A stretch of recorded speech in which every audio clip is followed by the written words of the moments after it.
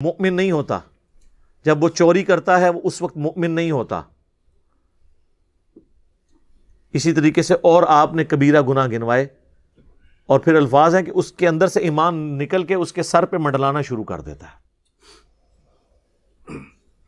حتیٰ کہ جب وہ اللہ کی طرف رجوع آتا ہے تو پھر ایمان اس کے اندر واپس آتا ہے. بڑا خطرناک معاملہ ہے. استغفر اللہ الذی لا الہ الا ہو الحی القیوم واتوب الیہ من کل ذنب واتوب الیہ. آمین. اب جناب ساتھ ہی سائملٹینیس کنٹراسٹ آ رہا ہے. وَلَيْسَتِ التَّوْبَةُ لِلَّذِينَ يَعْمَلُونَ السَّيِّئَاتِ، اور ایسے لوگوں کی تو کوئی توبہ قبول نہیں ہے جو کرتے ہیں برائیاں. حَتَّى إِذَا حَضَرَ أَحَدَهُمُ الْمَوْتِ، یہاں تک کہ ان میں سے کسی کو جب موت آ جاتی ہے نا، قَالَ إِنِّي تُبْتُ الْآنَ، تو کہتا ہے یا اللہ میں اب توبہ کرتا ہوں.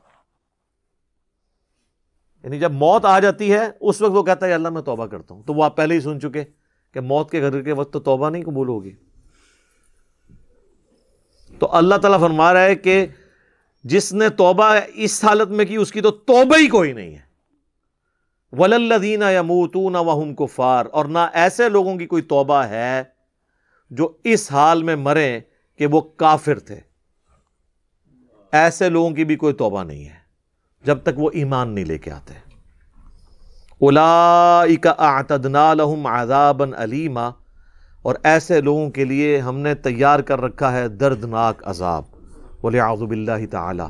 اللہم اجرنا من النار، اللہم انی اعوذ بک من عذاب جہنم ومن عذاب القبر ومن فتنة المحیا والممات ومن شر فتنة المسیح الدجال.